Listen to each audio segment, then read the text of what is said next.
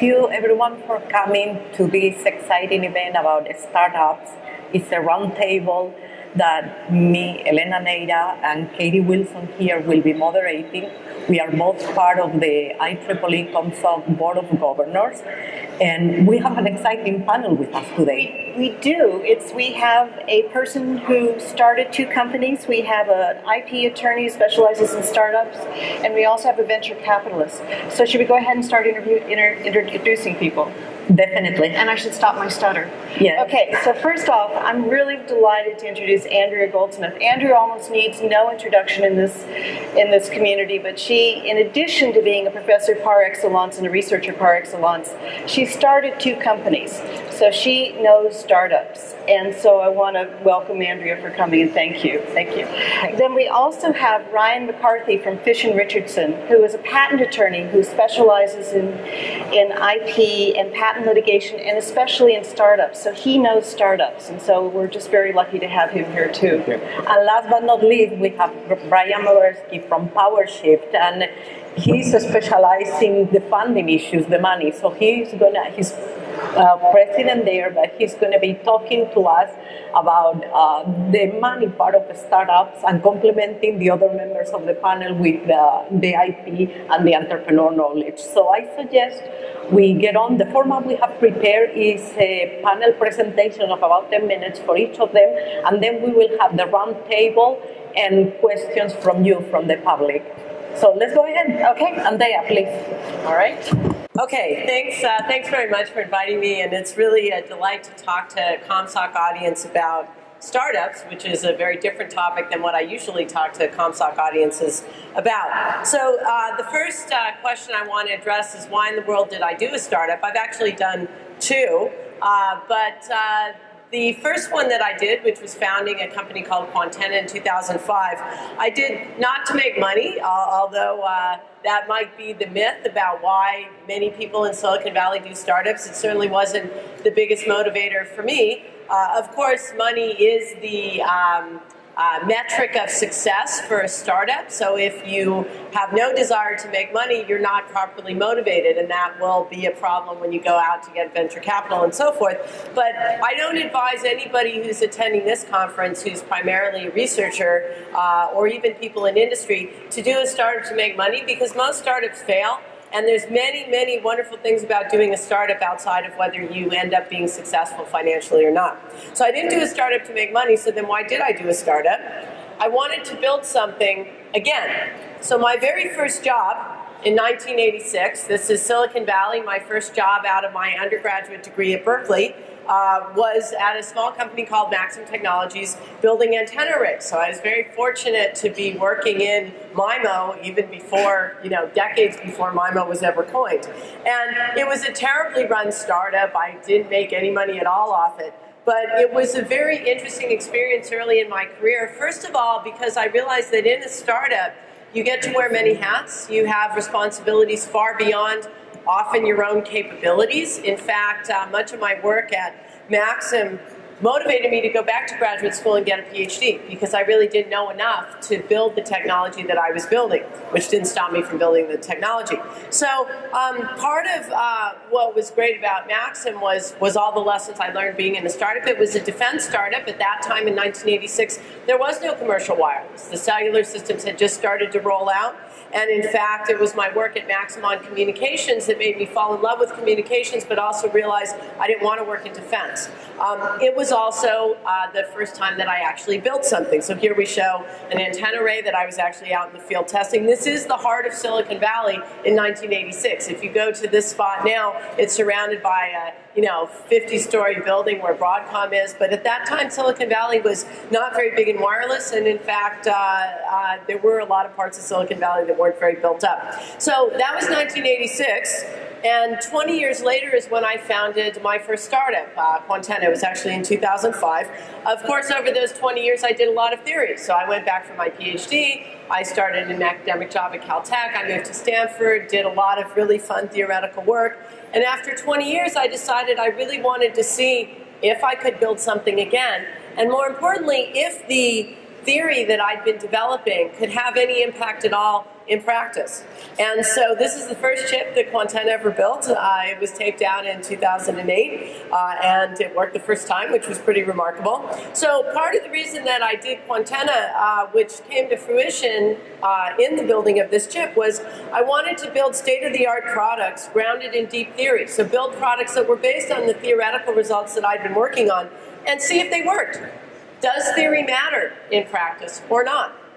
So that was one of the reasons I did it. And then the other reason, so Quantenna just announced this year a 10 gigabit per second Wi-Fi chip. It's the fastest Wi-Fi chipset on the market for Wi-Fi. And Quantenna is actually the leader in high-performance Wi-Fi, primarily for video distribution through the home. Now, that wasn't what I necessarily thought in 2005, and as I go through my slides, I will tell you some of the stories along the way towards what is now a successful company, but was definitely not always a successful company, and many times in dire danger of failing miserably. So that was one of the reasons why I did Quantenna, and the other reason was to bring back the knowledge to my research and teaching. So I never expected to remain as an entrepreneur indefinitely. I took a 2-year leave of absence from Stanford when I founded the company. You can't really extricate yourself after 2 years, so it was actually 4 years that I was involved in the company. But I always knew I was going to go back to Stanford. I knew that my passion was for research and teaching. And yet, many of the things that I learned in doing Quantenna had a huge impact on my research and teaching when I returned. And in fact, some of my work on low power communications and sampling and the interface between analog and digital came out of what I learned at Quantenna. So what were the lessons that I learned at Quantenna? First of all, academics have great jobs, really great jobs. So the lowest point in my career, I can point to the day and hour. It was when I was at Quantenna, realizing that I had been pushed out of many of the decisions in the company that I had founded. There's a lot of politics that goes on in startups. There's fewer checks and balances than in any other environment. So we have really great jobs as academics. We have full freedom. We can work on what we want. We work with brilliant people all the time. If you think there's politics in universities, it's nothing compared to what goes on in startups. Okay, the other really wonderful thing that came out of my work in Quantenna was realizing that we as a community have a huge impact on wireless system design, especially at the physical and MAC layers. And in fact, the first time I went to a standards meeting, a Wi-Fi standards meeting, I thought, well, nobody's going to know me because I publish results in ComSoc conferences. I've never been to a standards meeting. They knew me. They'd read my papers. They've read your papers. I was really surprised how much our theoretical work influences the work that goes on in standards and the work that goes on in companies. So that was very gratifying. The other lesson that I learned, so Quantenna was a chip company. They've raised $200 million to date. They needed about $80 million to tape out that first chip, so it's pretty expensive to build a chip company. That's a big challenge today. And so you spend all this money, $200 million to build a chip company, where the chip costs $5. Okay, so wireless chipsets are commoditized, they're cheap, and so how do you build a successful startup that's going to give a return on the investment of hundreds of millions of dollars when you can only sell the product for a few dollars, which means that you need to sell a lot of them. And that's a big challenge for silicon startups. And in fact, it could very well be that Quantenna is the last silicon startup in Silicon Valley because it's so expensive to build a silicon company. In wireless design, analog matters. So, you know, most of my research and most of all our research is after the A to D converter. And actually, a lot of the challenges of building wireless systems is in the analog piece of it. But many of us don't think about that. I certainly hadn't thought about it, and I learned a lot in building the chip about why analog matters and how actually much of the research that we do can influence and mitigate the challenges that come up through the analog design. And finally, complexity drives cost, size, and energy consumption. I think this is particularly interesting today when we're talking about the Internet of Things, where energy consumption and size is a big issue, because a lot of the techniques that we develop in communications are higher performance, more sophisticated MIMO, 2056 QAM, you know. these are not low energy, low size chipsets that you would build. So we may actually want to rethink going back to very simple designs. I had a student poster on using pulse position modulation or pulse amplitude modulation with no sophisticated receiver, because in some settings that might be the right thing to do. So let me take a few more minutes. How much time do I have? Like, okay. So I want to take a little bit of time to talk concretely about startups and the lessons that I came out of. So before I do that, so everyone who tells me they want to do a startup, I say go read this book, The Founder's Dilemma. I read it around the time I was starting my second startup, and I really wished I read it before I started my first startup, although it didn't exist. It's a relatively recent book. It really captures so many of the things that you have to decide along the way of doing a startup. And when you're new at this, you don't realize that decisions that you make early on, which may seem like simple decisions, like who should you found the company with, or how much equity should you give your co-founders and early employees, these decisions have huge implications later on, much bigger than you can even imagine, who your investors are. So if you're going to do a startup, go read this book. I've given it to at least a dozen people, and I learned a huge amount when I read it. So there's 4 chapters to this book, or 4 sections, and I'm going to touch on each one of them very briefly. So the first one is, should you do a startup? Okay? I think the first question to ask yourself is, are you passionate, truly passionate, about turning your idea first into a technology and then into a company? Okay, so ideas that you're writing about in your papers, that's not a technology. A technology is something that you have to build and that you have to be able to sell to a big market. Okay, so it's very fun to write papers. It's very, very different to build a company around them. And even if you've built a technology and it's great and it works terrific, that doesn't mean you can build a successful company around it. You have to be able to have a market for it. You have to anticipate that market. You have to block out all the competitors. All of these are things that academics and researchers aren't necessarily good at or knowledgeable about. Okay? So this is a tough question to ask. Do you really have the passion to make it work? So that's the first question. The next one is, do you want to or can you go solo? I've never liked working alone. If you look at all my research papers, they're all co-authored. I have not a single author paper. I like working with other people. I learn from them. I enjoy it more. So I never considered going solo. But the one thing that I really did not understand in the beginning was how important your founders are, your co-founders. That drives so much of what happens in your company. And my first co-founder was a successful entrepreneur. He started a company that went IPO. He had a great track record. It was a disaster. Our relationship was a disaster. But there was no way for me to know that going in. And the problem is, you think, okay, you can talk to a lot of people and ask them what's it like to work with this person. People are not honest about that, okay? Because they have no incentive to tell you why this person is a total jerk to work with, because it'll probably get back to him. So no matter how many people you talk to, and I talked to a lot more in the second company than the first company about my co-founders, I never learned what I needed to learn about my co-founders. So the best way to learn about your co-founders, I'll talk about on the next slide. So if you're not going to go solo and you're going to have partners, that is the absolute most important decision that you're going to make, and you have to make it at the very beginning, before you even know, are you going to get funded, what are you going to do, who are you going to work with, what technology you're going to build. So it's a tough decision. The next thing is, are you prepared for the trials and tribulations of a startup? It is a hard road. Okay, like I said, I've been a professor all my career. I've gotten tenure with little kids and all this. Nothing that I did until I started Quantenna was any way comparable to the challenges of doing a startup. And particularly because you know so little about it. There's no way to learn how to be a successful entrepreneur. Every company is different. Every market that you go after is different. Every team that you work with is different. So are you prepared for that?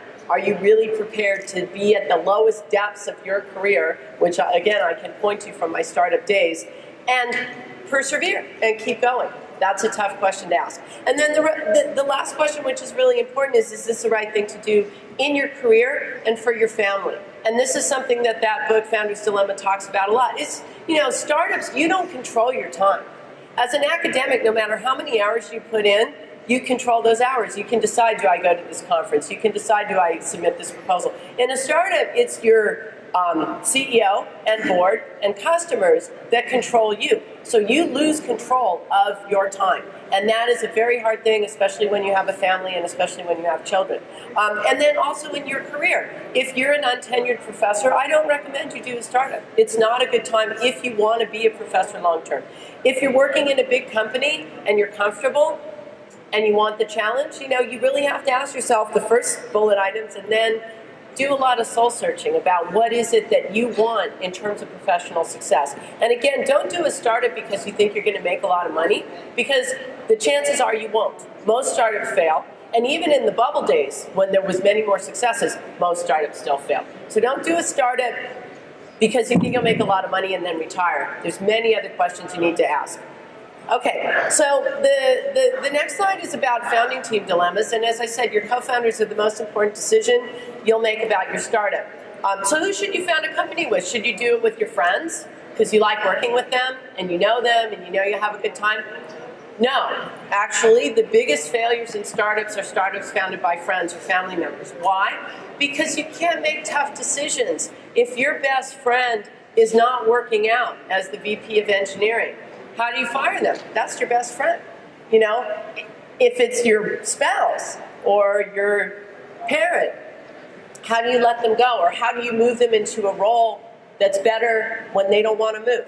Okay, so family and friends are actually the worst people to start companies with. So you might say strangers are better. This is what the Founder's Dilemma says, and it has lots of research. This is a very well-researched book, lots of examples. Why is it better to do it with strangers? Well, you don't have that issue of the personal relationship to worry about. The problem that I found, because both my companies I founded with strangers, is there's no way to get to know those strangers before you jump into bed with them as co-founders. And so if you're lucky, it works out. In both cases of my co-founders, it didn't work out. Eventually, in my first company, I was ousted by my co-founder. In my second company, the founding CEO, who was a fantastic founder and who I loved working with, and we had a great relationship, he was ousted by the board.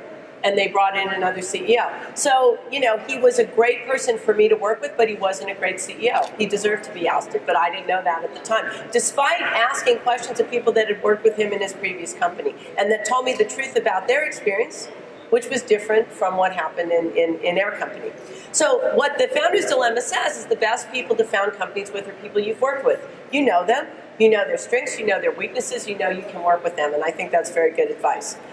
Another important thing about founders is that the role of founders changes over time. In my first company, the founding CEO was a great founding CEO. He brought in great people. He was able to bring in top-notch Silicon Valley investors, even though we really had nothing, but he was able to sell them on it. So he was a fantastic founder early on, but he was a terrible executioner. He was not the person to be in charge of the company after we taped out our first chip. But it's hard to boot out the CEO. It took them 2 or 3 years to boot him out. The board eventually got rid of him. That's why the company had to raise $200 million. I think if they had gotten rid of him earlier and brought in a better CEO earlier, we would have executed better and we probably would have had to raise half the money. And then, as I said, I've been kicked out of both my startups. Effectively, nobody wants to kick out a Stanford professor as CTO. So they want you to stay. They just don't want to give you a role. They want you on the website. Well, that wasn't okay with me, so I stepped out. So I wasn't really kicked out. But, when your role is taken away, it's very hard when you're a founder. You have to be prepared for that. It was very hard, and that was that worst day of my career was when I realized that's what had happened at Quantenna. When it happened in company number 2, I was prepared. So it didn't really faze me. I was prepared for that outcome. But then you might be brought in. So Quantenna's been trying for years to bring me back in. I don't know if that's what I'm going to do, but there's a lot that goes on in startups in terms of ups and downs and being kicked out and brought back in, and there's many examples of that. The best one is Steve Jobs, who was kicked out of Apple. Not kicked out, they took his role away and then he came back. Okay, 2 minutes. Okay, so I'm going to wrap up in 1 minute. Beyond founding, who do you hire after the founders? Very rarely do founders have all the talents that you need in an early stage company, and technologists often ignore the business development and marketing. Almost always. They think, it's such great technology, it will sell itself. Not true. And the most important thing as a startup is to make sure you know the business development is being done well, so you know who your market and customer might be, and then you go out and market and sell it. Early hires have a key impact on the company and its culture. At Quantenna, we hired a catastrophic VP of engineering. He totally destroyed the camaraderie and culture of the company, and it took years to build it back up. And then equity distribution must be done right. You want to make sure that the people, the key people, have equity that makes them motivated to make the company successful. And even as a founder, you might want to give a key VP of engineering or a key VP of marketing more equity than you have if that's the right thing to do. One thing I forgot to put on this slide, but it's incredibly important, we'll hear more about it, is that getting the right investors is critical, not just for the money at that first stage, but the right investors can bring in other investors and will continue to support you along the way. We got the right investors in company number 1, not the right ones in company number 2, and it had a big impact. And my last slide, I'll say very quickly, startups are like kids, challenges at every stage. You have to be prepared to pivot or start from scratch. Every startup and every challenge is different. There's really uncountably many mistakes that you can make. That's part of the fun and part of the challenge, and it's a very fun ride. So with that, I'll stop. Thank you. Thank you, Andrea.